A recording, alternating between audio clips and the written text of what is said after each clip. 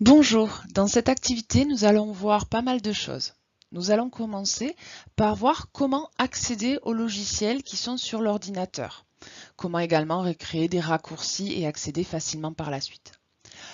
Dans un deuxième temps, nous allons utiliser des logiciels. Nous commencerons par un logiciel de traitement de texte, Word, afin de taper du texte, le mettre en forme, l'enregistrer et l'imprimer.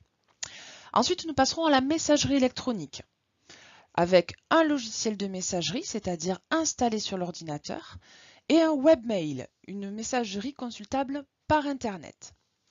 Pour finir, nous verrons un troisième logiciel très important, justement, le navigateur Internet, et voir comment on peut effectuer des recherches sur Internet afin d'obtenir les renseignements dont on a besoin. Voilà, vous savez tout, on y va.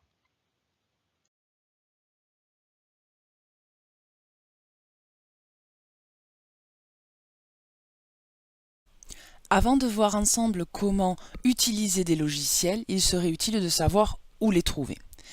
En principe, on peut les trouver soit sur le bureau directement s'il y a un raccourci qui a été créé. Là, ce n'est pas le cas, justement, nous allons voir comment en placer un.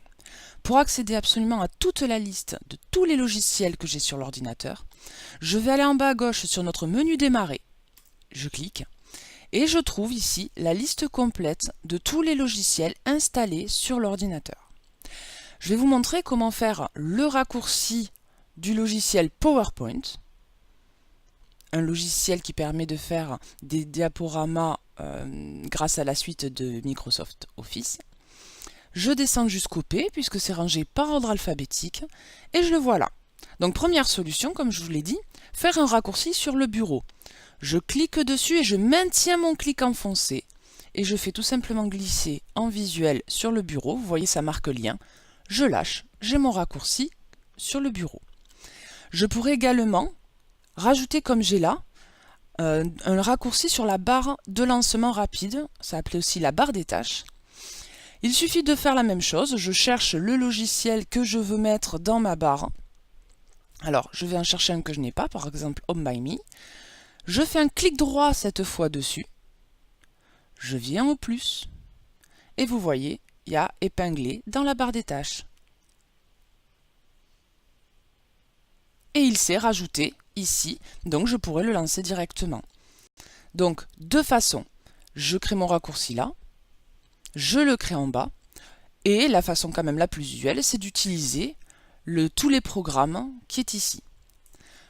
Je peux supprimer également mes raccourcis. Je viens sur celui de Home by Me que je viens de créer, et je fais simplement clic droit, détacher de la barre des tâches, et je l'enlève. Pour enlever un raccourci qui a été fait sur le bureau, je le prends et je l'amène dans la corbeille. Voilà comment on accède au logiciel.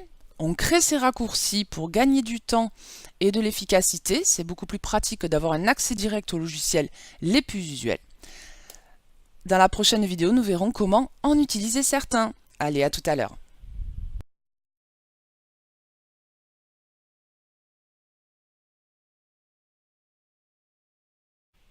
Nous allons ensemble voir comment utiliser un logiciel de type traitement de texte. Dans cette vidéo, nous allons travailler avec le logiciel Word de chez Microsoft, mais il en existe d'autres. Vous pouvez prendre la gamme OpenOffice et le logiciel Writer, il permettra de faire le même travail. Commençons par accéder au logiciel. Je vais dans le menu démarrer.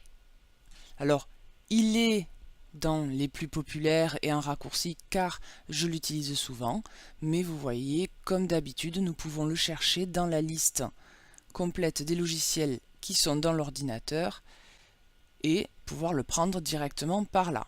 Ça fera la même chose. Nous commençons donc sur une interface classique qui vous propose d'accéder à des modèles professionnels, etc. Nous démarrons bien entendu sur un document vierge pour travailler plus simplement. Voici déjà l'interface du logiciel. Donc l'interface du logiciel est souvent la même. Au centre, vous avez votre feuille qui est l'endroit où vous allez pouvoir saisir votre texte. Et en haut, vous allez avoir les outils que nous allons voir en détail pour travailler simplement. Quel est le but d'un traitement de texte? Il nous permet donc de traiter du texte, littéralement, mais de saisir du texte, de le mettre en forme et de pouvoir, à la fin, l'enregistrer dans l'ordinateur et également l'imprimer. Nous allons faire quelque chose d'excessivement simple. Je vais taper un texte, titre. Je vais à la ligne, je mets présentation. Oh, j'ai fait une faute. Je vais la laisser pour vous montrer comment on va pouvoir la corriger. Bonjour à vous. Nous sommes là pour découvrir un traitement de texte. Voilà. Donc, vous voyez, pour l'instant, rien de méchant. Justement, j'ai fait une erreur. Je vais me placer, du moins la souris, sur le mot erroné. Je fais un clic droit dessus. Le menu contextuel des options donc s'ouvre et il me propose de le corriger. C'est très important de ne pas faire de faute de saisie lorsque l'on travaille sur le traitement de texte, et des outils sont là pour nous permettre justement de le corriger. Voilà la première étape, c'est de saisir son texte. Attention, si je dois continuer mon texte, vous allez voir, je l'ai jusqu'au bout de la ligne.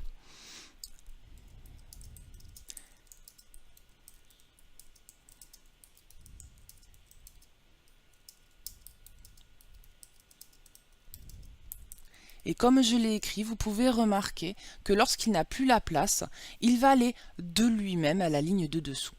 Il n'y a que lorsque je veux changer de paragraphe que je fais moi-même une entrée au clavier pour avoir un nouveau paragraphe.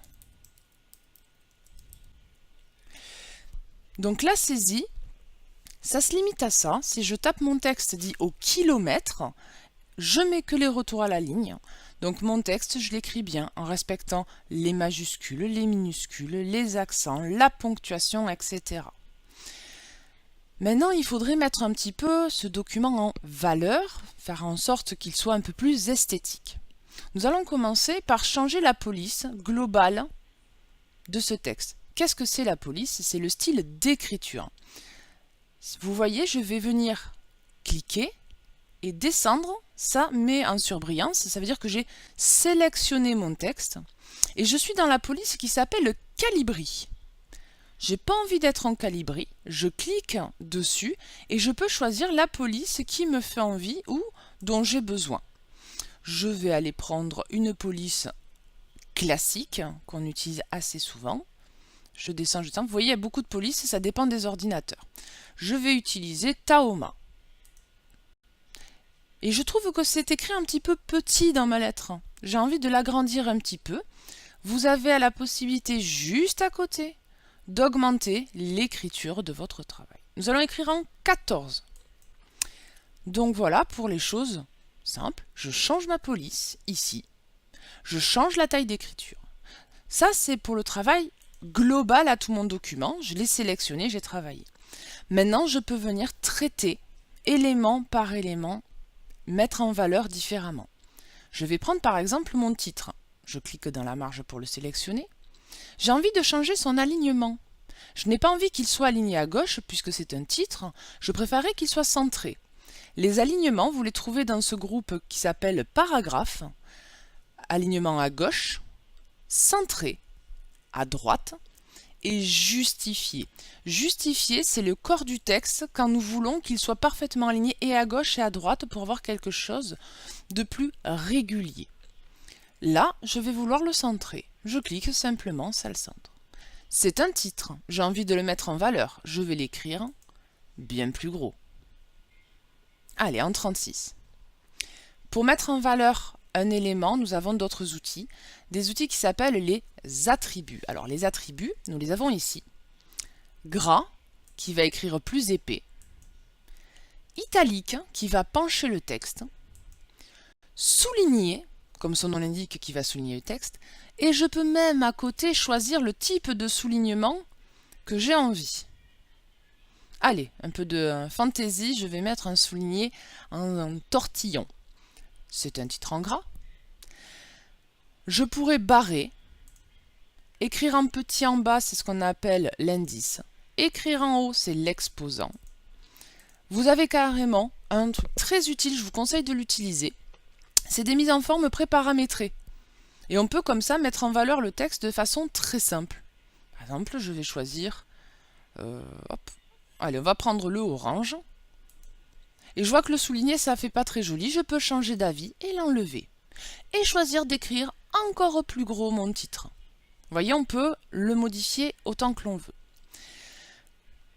Je peux également changer l'écriture, la couleur d'écriture, excusez-moi. Il m'a mis orange par défaut, j'ai pas envie de mettre orange, j'ai envie à l'intérieur de mettre une autre couleur. J'ai tout à fait le droit de changer mon texte de couleur. Je peux mettre pour des mots importants du fluo. Admettons, je prends traitement de texte et je vais mettre du fluo par-dessus parce que j'estime que c'est très important. Je le mets en gras. Ah, j'ai plus la sélection, pardon. Hop, je sélectionne. Je mets en gras, etc., etc. Donc, pour mettre en forme un document, il faut faire les choses dans l'ordre. Je saisis mon texte et ensuite je viens sélectionner le mot que je veux mettre en valeur. Je change la police si j'en ai envie. Je change la taille également si j'en ai envie. Je peux mettre en gras, je peux mettre en souligné, je peux changer la couleur. Je peux jouer sur son alignement. Je peux également très facilement mettre ce que l'on appelle des puces ou des numérotations. Admettons, qu'est-ce que je pourrais faire? Allez, on va faire un texte à puce pour que vous voyez ce que c'est. Je vais lister des choses qui m'intéressent. Par exemple, l'ordre de travail. Pardon. Saisir le texte. À la ligne, mettre en forme le texte. Nous allons voir qu'après, nous allons nous occuper de l'enregistrement. On va enregistrer notre travail. Et ensuite, je vais imprimer le travail. Ce n'est pas très lisible comme c'est là. Effectivement, j'ai tout qui se suit. N'hésitez pas à sélectionner le texte. Et vous pouvez ici, vous avez un bouton qui permet de mettre des puces. Tac. Je peux même choisir le style de puce que j'ai envie. Et si ça représente un ordre logique, une chronologie, je fais ça, puis ça, puis ça, ce qui est exactement le cas, n'hésitez pas à aller juste à côté et utiliser une numérotation. 1. Saisir le texte. 2. Mettre en forme. 3. Enregistrer. 4. Imprimer. Et là, vous obtenez quelque chose de tout à fait logique. N'hésitez pas à mettre en valeur certaines expressions pour faire un petit peu ressortir les éléments. Vous pouvez mettre de la couleur. Ça, c'est une bonne base pour être capable de faire déjà un document qui ressemblera à quelque chose. Donc, là pour la création du document et la manipulation, vous avez vu les outils principaux avec la gestion des caractères et à côté, on a vu un petit peu une partie des paragraphes. On peut aller encore plus loin, notamment quelque chose qui est très agréable avec le pot de peinture, de mettre un fond de couleur, comme si on avait un cadre pour faire ressortir un élément. Ce n'est pas comme le fluo. Le fluo, c'est vraiment que sur les lettres. Là, c'est totalement la ligne qui est mise en couleur. Donc voilà des petites choses qui vont vous permettre d'utiliser efficacement le traitement de texte. Mais qu'est-ce qui se passerait si maintenant j'éteignais mon ordinateur? Je perdrais tout le travail que j'ai fait. Il faut que vous sachiez enregistrer votre travail. Pour enregistrer votre travail, vous avez le logo de la disquette, qui est le symbole de l'enregistrement. Ou alors, vous pouvez aller dans Fichier, Enregistrer. Comme c'est la première fois, quand vous cliquez sur Enregistrer, il va vous demander un nom, il va vous demander l'emplacement, puisque l'ordinateur ne sait pas où vous voulez stocker le travail que vous venez de faire. Donc une fois que j'ai fait enregistrer, je vais venir sur Parcourir, afin de chercher dans l'ordinateur l'endroit où je veux enregistrer mon travail. Si par exemple j'ai envie de l'enregistrer sur le bureau, je vais venir cliquer ici sur le bureau. Je peux créer un nouveau dossier si j'ai envie. Pour faire plus propre, je vais l'appeler Nouveau travail. Donc vous voyez, on peut recréer un dossier même pendant l'enregistrement. Pour entrer dans ce dossier, on se souvient, c'est un double clic, tac tac, pour entrer dedans. Et je vois bien que je suis sur mon ordinateur, sur le bureau, dans le dossier Nouveau travail. Le nom du fichier, je vais l'appeler Premier texte. Donc, choisir l'emplacement, donner un nom à notre fichier, et pour finir, nous venons cliquer sur Enregistrer. Vous voyez qu'en haut, le nom qu'on lui a donné apparaît. Ça veut dire qu'effectivement, cette fois, j'ai nommé mon fichier et je l'ai enregistré. Si maintenant j'apporte une modification, je ne sais pas, je vais prendre mon nouveau paragraphe et je vais l'écrire en gras et en souligné. Si j'essaie de fermer malencontreusement mon fichier, Word il va me dire « Attention, vous voulez enregistrer avant de fermer ?»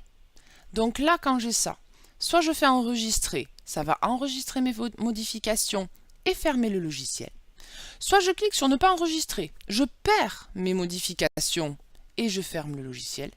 Soit je m'aperçois que je n'ai pas fini de travailler, je peux faire annuler et je reviens sur mon travail sans rien perdre. Quand vous faites du travail, n'hésitez pas à recliquer régulièrement sur votre disquette pour enregistrer les modifications. On a créé, on a sauvegardé, il ne nous manque plus qu'à imprimer notre travail. Tout comme l'enregistrement, nous nous rendons dans Fichier. Vous trouvez le bouton Imprimer. Dans ce bouton Imprimer, vous devez connaître le nom de l'imprimante sur laquelle vous souhaitez imprimer, car il se peut qu'il y en ait plusieurs connectés à l'ordinateur. Là, en l'occurrence, l'imprimante par défaut qui s'appelle Epson 844D32 est effectivement celle sur laquelle je veux imprimer. J'ai un visuel à droite de ce que va donner mon document. Et lorsque ce résultat me convient, je peux cliquer sur Imprimer. Si mon document faisait plusieurs pages, j'aurais la possibilité de choisir que celle sur laquelle je suis, ou de lui dire je ne veux imprimer que la 4e page, ou de la page 1 à la page 3. J'ai toutes ces possibilités-là. En l'occurrence, le travail ne contient qu'une page, je veux l'imprimer tel quel, je clique sur Imprimer. Et là, c'est parti, vous voyez, hop, on a vu passer en bas à droite l'envoi de mon document à mon imprimante, je n'ai plus qu'à aller le chercher. J'ai fini mon travail, je peux fermer mon Word. Il était bien enregistré puisqu'il ne m'a pas demandé. Et en revenant sur notre bureau, nous voyons bien que notre dossier Nouveau travail est là. Si je fais un double clic pour entrer dedans, on retrouve bien notre document qui s'appelait Premier texte. Et si je double-clique sur lui, je peux revenir dans le logiciel Word et je vais pouvoir poursuivre mon travail si j'en avais besoin. Voilà pour cette découverte simple de Word. Je vais vous donner maintenant quelques petits exercices pour que vous puissiez les mettre en application. Allez, à vous de jouer!